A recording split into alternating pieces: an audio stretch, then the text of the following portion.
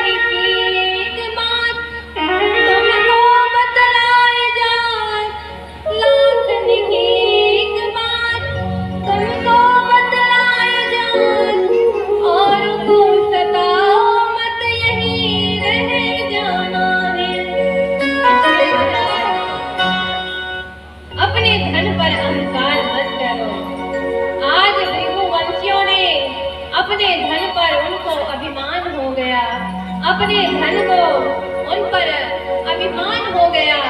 और अभिमान क्या करता है, हमारा सर्वनाश कर देता है महाराज।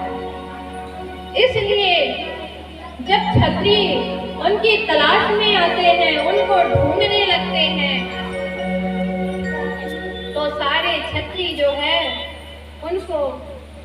उनको मिल जाते हैं और वो सभी उनका संहार करना प्रारंभ कर देते हैं महाराज। अब जब क्षत्रिय समाप्त होने लगे, इधर जितने ब्राह्मण थे सबका संहार होने लगा। धीरे धीरे आधे से ज्यादा ब्राह्मण खत्म होने लगे। इसलिए खत्म हो रहे हैं, एक लोभ ही है महाराज जो सारे ब्राह्मणों का सर्वनाश करा दे रहा है। धन को छुपाए थे, यदि उसी धन को उनको दे देते तो आज ये संहार देखना ही नहीं पड़ता महाराज। वो लोग अपने धन को जमीन में छुपा कर रहे। जितनी नारियां थी माँ भगवती की स्तुति करने लगती है, हे माता आप ही हमारी सहायता कीजिए, रक्षा कीजिए। माता जो है जैसे ही रात में जितनी नारियां थी सब सो जाती है महाराज। उस समय माता भगवती उन सभी नारियों के स्वप्न में आती हैं और कहती है, हे देवियों, आपको घबराने की आवश्यकता नहीं है, आपको जो है चिंता की आवश्यकता नहीं है। आप में से कोई एक जो भाग्यशाली स्त्री होंगी, उनके गर्भ से मैं जन्म से मेरा ही अंश एक पुत्र के रूप में अवतार होगा और तुम सबको इस कष्ट से वो मुक्ति दिला देंगे महाराज। इस प्रकार माँ भगवती ने उनको स्वप्न में आशीर्वाद दिया महाराज। और माता सुबह जैसे ही हुई, सभी नारियां प्रसन्न है, माँ भगवती का उनको स्वप्न में आई कि माता सब प्रसन्न है और सोचने लगती है, अब हमको घबराने की आवश्यकता नहीं है महाराज, क्योंकि माता ने हमको स्वप्न में आशीर्वाद दिया है। कुछ दिन पश्चात एक जो नारी थी वो गर्भवती हो गई और जैसे गर्भवती हुई वो अपने गर्भ के बालक की रक्षा के लिए उस स्थान से भागने लगती है, मैं अपने पुत्र को बचाऊंगी। वहां से भागी जैसे ही अन्य जो भिक्षुवंशी जो छत्री थे उन्होंने उस नारी को देख लिया महाराज, भाग रही थी, कोख में गर्भ में बालक है और वो स्त्री भाग रही थी। वो छत्री देख लिए और देखते हैं तो कहते हैं, सुनो, वो जो स्त्री अपने गर्भ में बालक रखकर जा रही है उसको मार दो, उसको छोड़ना नहीं है, उसको मार देना है। और ऐसे जब सारे छत्री भागने लगे उसको मारने के लिए, माँ है रोने लगी, हे माँ मेरी रक्षा कीजिए, मैं आपकी ही कृपा से यहाँ से भाग रही हूँ, आप मेरी सहायता कीजिए। भाग रही है, गर्भ में बालक है और दौड़ी चली जा रही है। जितने छत्री थे सब उसको मारने के लिए दौड़ रहे हैं महाराज। उसी क्षण गर्भ के अंदर जो बालक था उसका हृदय कांप गया, वो अंदर से बिलखने लगा। जग तो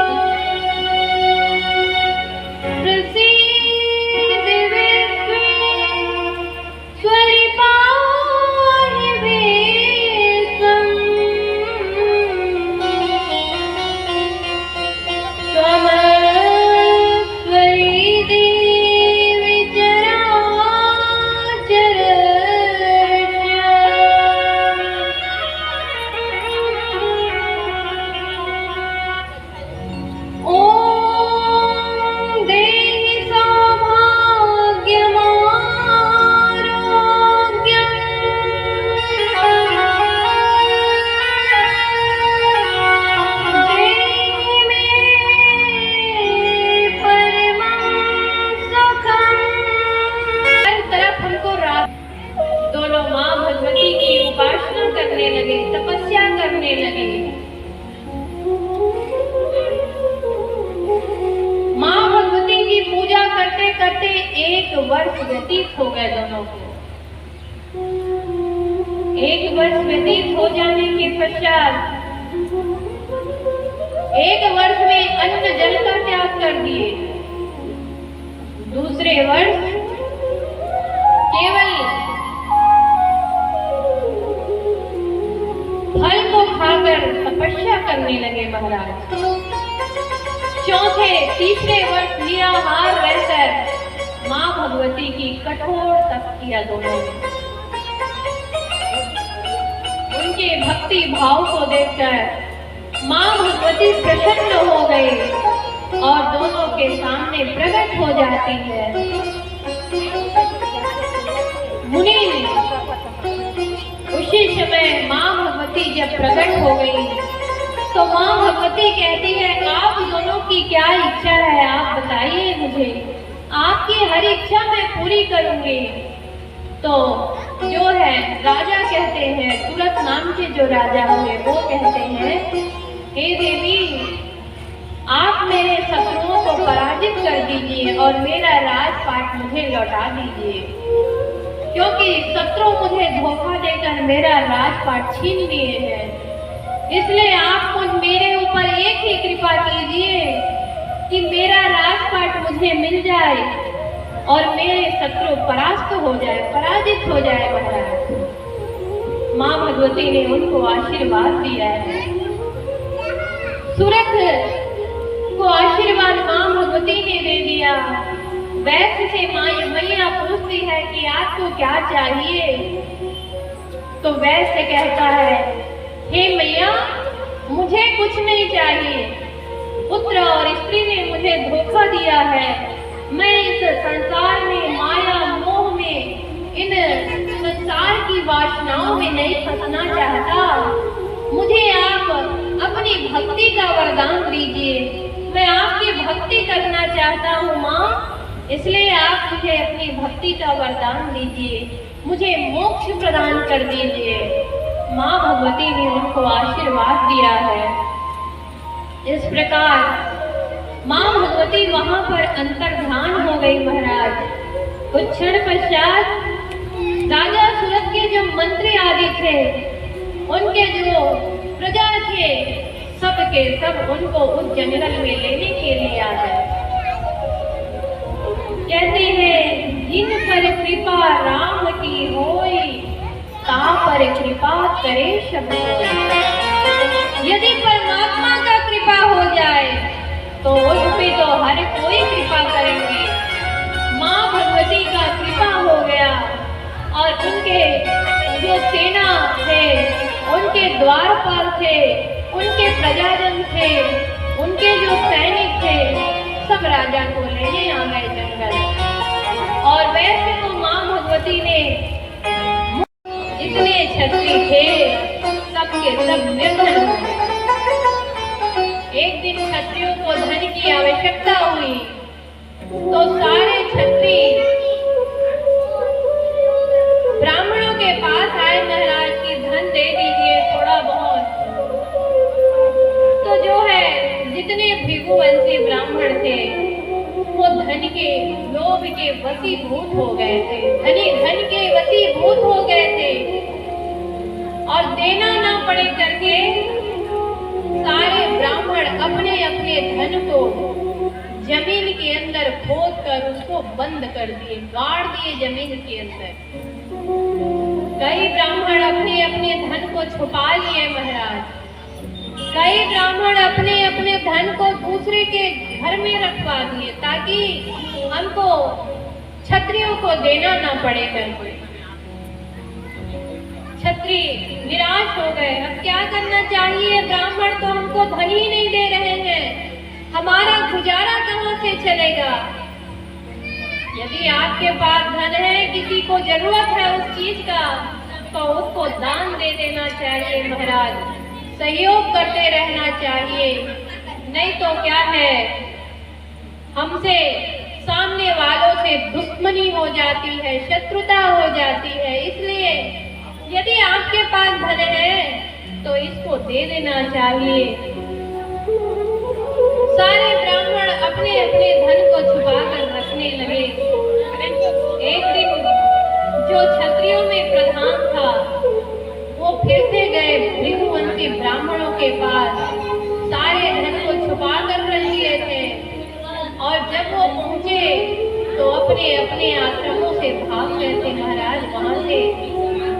अब जो है ढूंढने लगे क्षत्रिय कि ब्राह्मण कहाँ गए, हमको धन की आवश्यकता है, थोड़ा सा दे देते हमको तो हमारा काम चल जाता।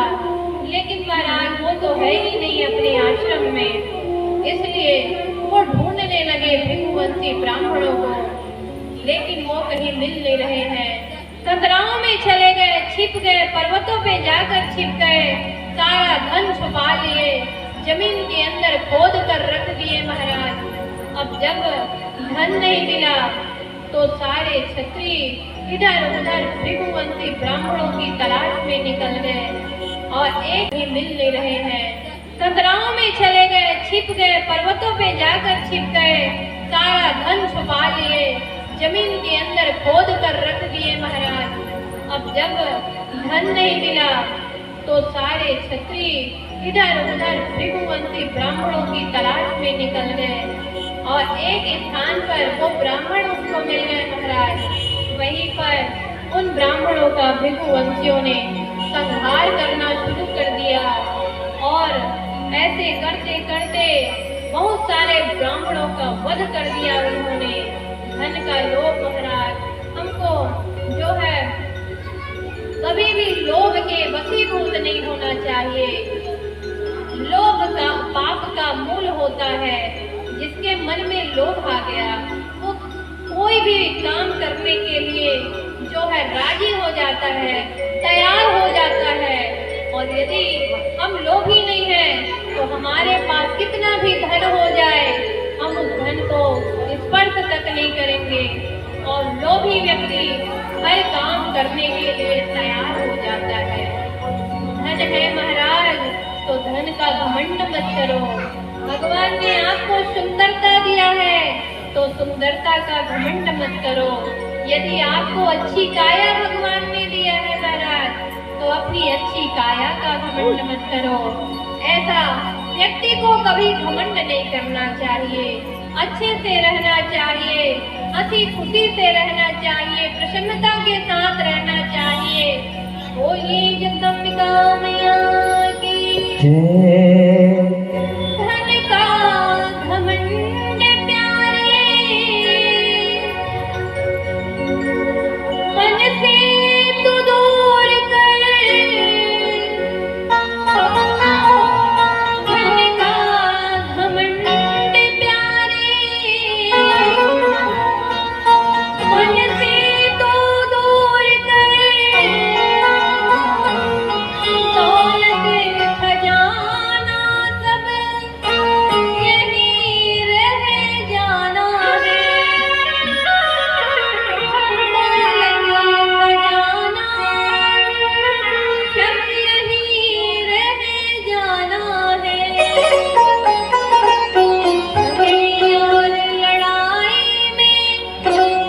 झगड़े और लड़ाई में कुछ भी है काम नहीं। झगड़े और लड़ाई में कुछ भी है काम नहीं। काहे को किसी को व्यर्थ में सताना है। काहे को किसी को व्यर्थ में सताना है।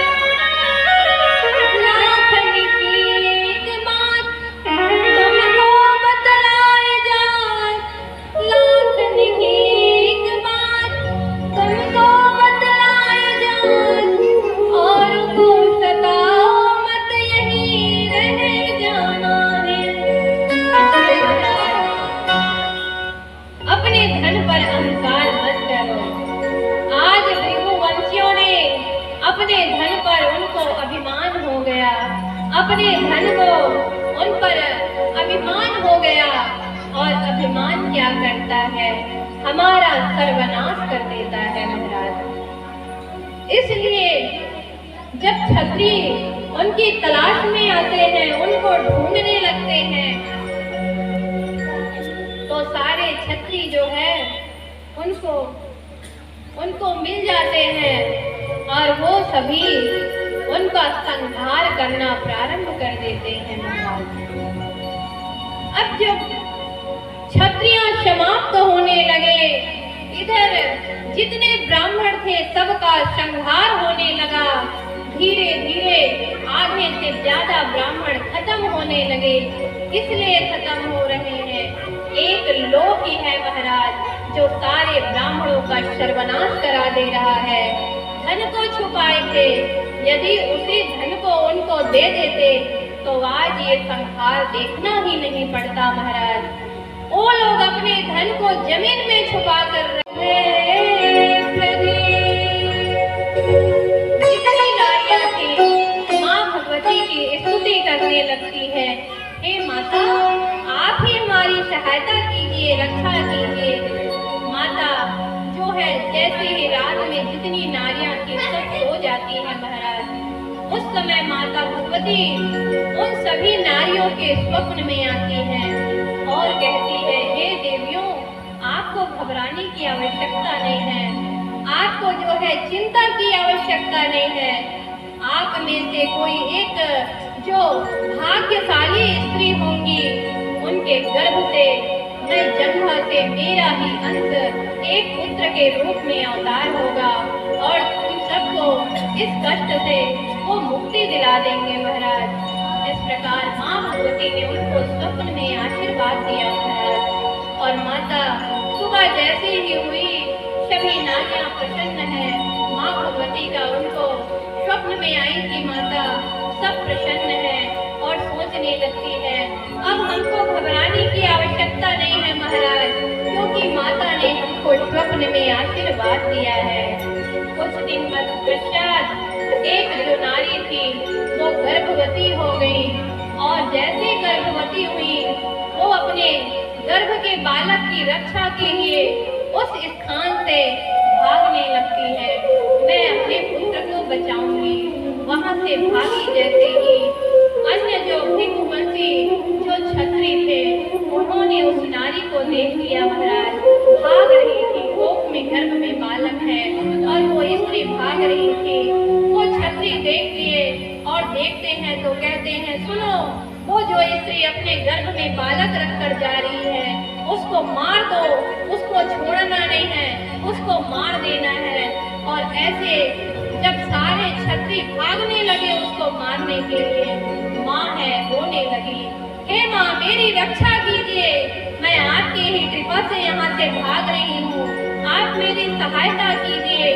भाग रही है, गर्भ में बालक है और दौड़ी चली जा जग तो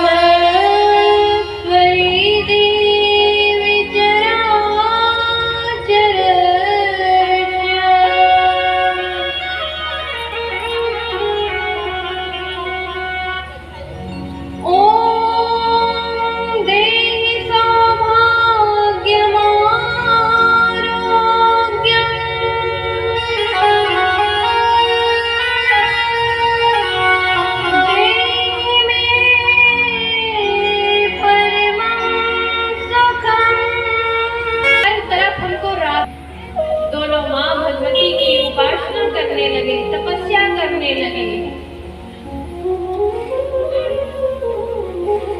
माँ भगवती की पूजा करते करते 1 वर्ष व्यतीत हो गए दोनों को। 1 वर्ष व्यतीत हो जाने के पश्चात 1 वर्ष में अन्न जल का त्याग कर दिए। दूसरे वर्ष केवल फल को खाकर तपस्या करने लगे महाराज। तीसरे वर्ष निराहार रहकर माँ भगवती की कठोर तपस्या दोनों ने। उनके भक्ति भाव को देखकर माँ भगवती प्रसन्न हो गई और दोनों के सामने प्रकट हो जाती है। मुनि उसी समय माँ भगवती जब प्रकट हो गई तो माँ भगवती कहती है आप दोनों की क्या इच्छा है, आप बताइए मुझे, आपकी हर इच्छा मैं पूरी करूंगी। तो जो है राजा कहते हैं, तुरत नाम के जो राजा हुए वो कहते हैं हे देवी आप मेरे शत्रुओं को पराजित कर दीजिए और मेरा राजपाट मुझे लौटा दीजिए, क्योंकि शत्रु मुझे धोखा देकर मेरा राजपाट छीन लिए हैं। इसलिए आप मेरे ऊपर एक ही कृपा कीजिए कि मेरा राजपाट मुझे मिल जाए और मेरे शत्रु परास्त हो जाए, पराजित हो जाए महाराज। माँ भगवती ने उनको आशीर्वाद दिया है। सूरत को आशीर्वाद माँ भगवती ने दे दिया।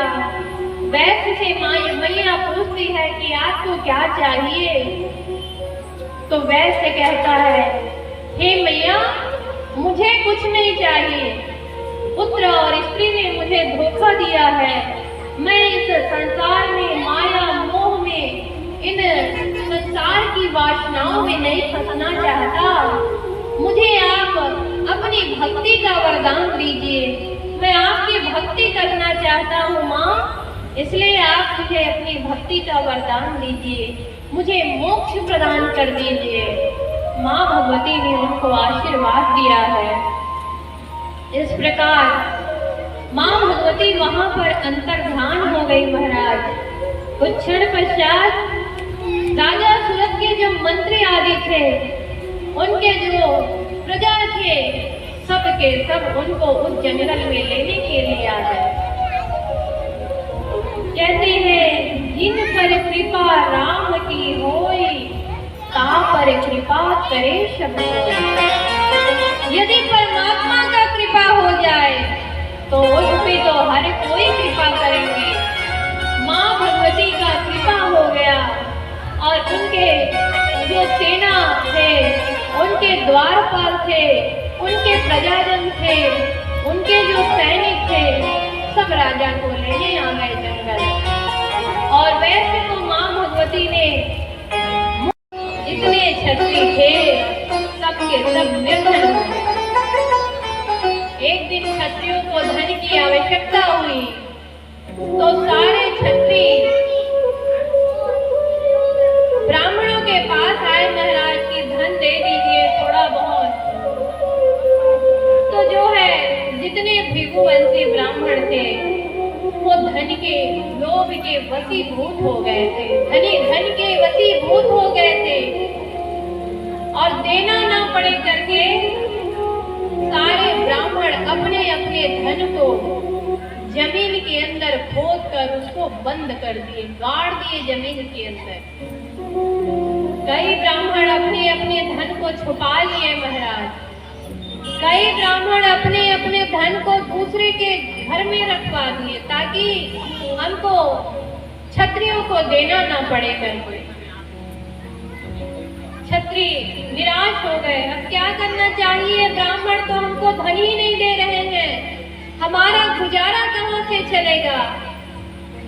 यदि आपके पास धन है, किसी को जरूरत है उस चीज का, तो उसको दान दे देना चाहिए महाराज, सहयोग करते रहना चाहिए।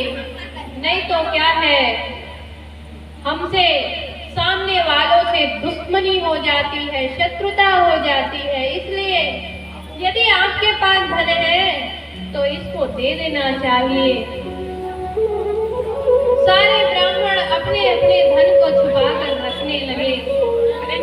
एक दिन जो क्षत्रियों में प्रधान था वो फिर से गए भृगुवंशी ब्राह्मणों के पास, सारे धन को छुपा कर रख लिए थे।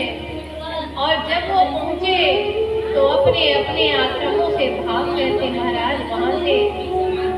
अब जो है ढूंढने लगे क्षत्रिय कि ब्राह्मण कहाँ गए, हमको धन की आवश्यकता है, थोड़ा सा दे देते हमको तो हमारा काम चल जाता।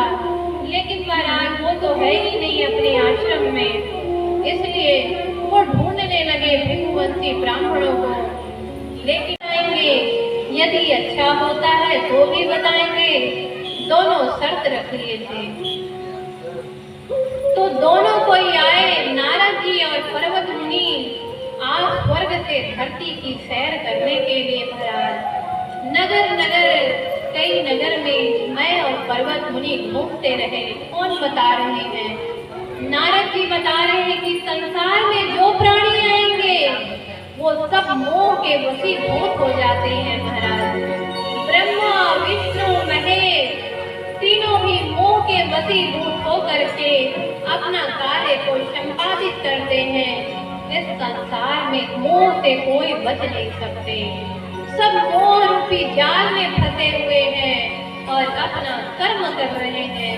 मोह के वशीभूत आज भगवान भी नहीं छूटे हुए हैं, भगवान भी मोह के वशीभूत में हो जाते हैं।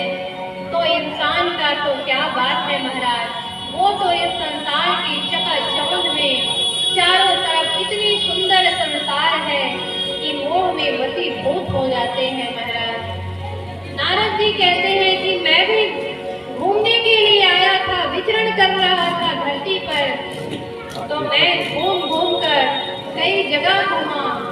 एक स्थान पर एक संजय राजा का नगर था महाराज। उस नगर में मैं चला गया और ग्रीष्म ऋतु का समय चल रहा था, ग्रीष्म का महीना चल रहा था महाराज। मैं जो है राजा के दरबार में गया और राजा ने मेरी स्वागत सत्कार किया।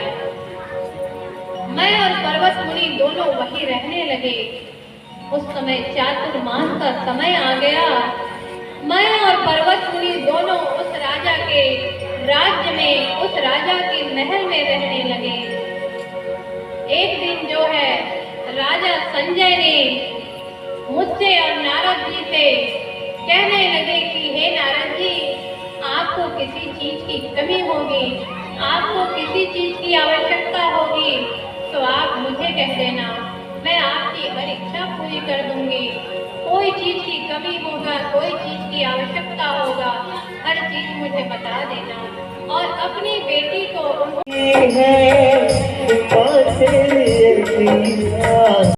तेरी आरती उतारू सारा शुभ दिन